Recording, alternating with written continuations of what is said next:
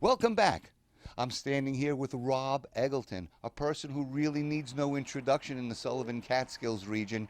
We're standing here in Trout Town Fly Store in beautiful Roscoe, New York, and Rob is going to tell us all about what it takes to become a fly fisherman.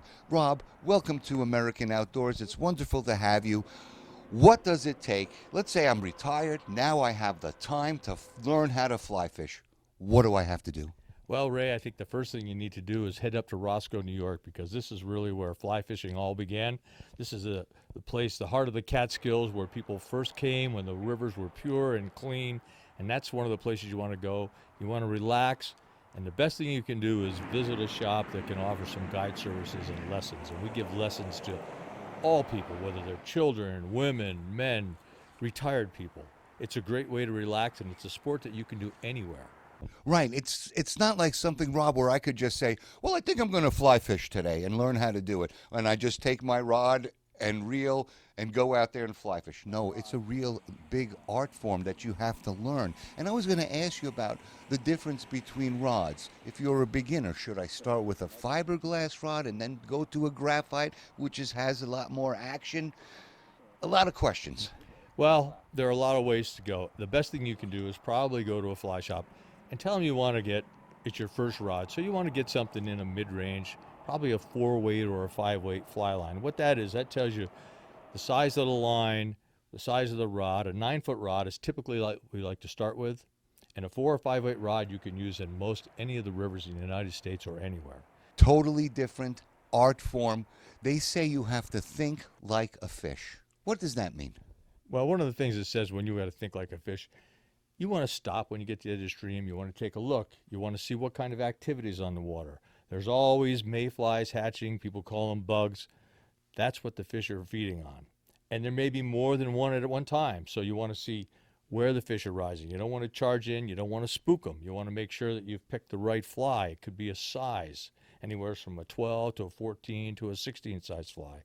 So that's the first thing you want to do. Take a look at your surroundings. See what's going on with the fish. Right, and there's a lot of colored flies, different colors. Now you have to, I think the term is match and hatch. Well, match and hatch is exactly what you need to do. If you're a novice at this, you can just call a local fly shop. They'll tell you what's coming off. They start with hatches usually about the middle of April, and your blue-winged olives are your first hatch, and you'll have your light Hendricksons.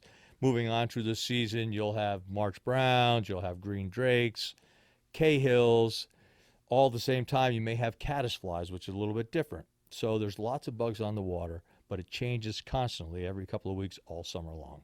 Wow, beautiful. Now we're located Roscoe, New York, capital of the trout season. What makes Roscoe and Main Street so important to the Sullivan Catskill region? Roscoe's really come a long ways. We're starting to see a lot of new shops. There's some fantastic restaurants and dining around the area. The person who likes the breweries, the distillery is happening right around the corner. So there's a lot of people that are starting to move up this way. They found that they can actually work from the country. They don't have to be in New York.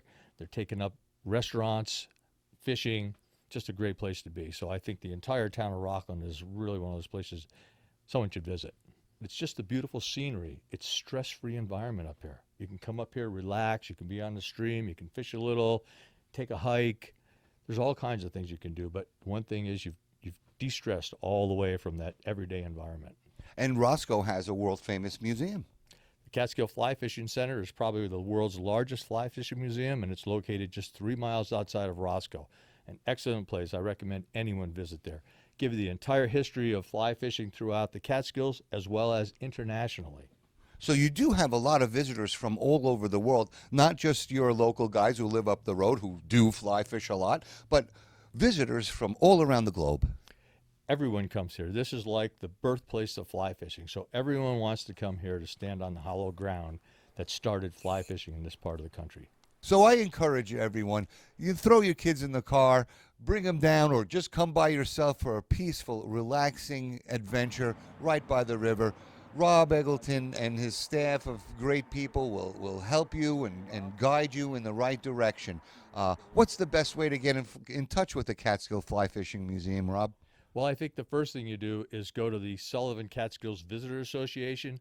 That's the main input. They have everyone involved, and they can point you in the right direction to the Catskill Fly Fishing Museum, over to Trout Town Flies, to Joe Ristor, or Catskill Mountain Guide Service is also available. Excellent. Rob, wonderful to have you on our show. It was an honor to meet you. Pleasure, Ray. Thank you.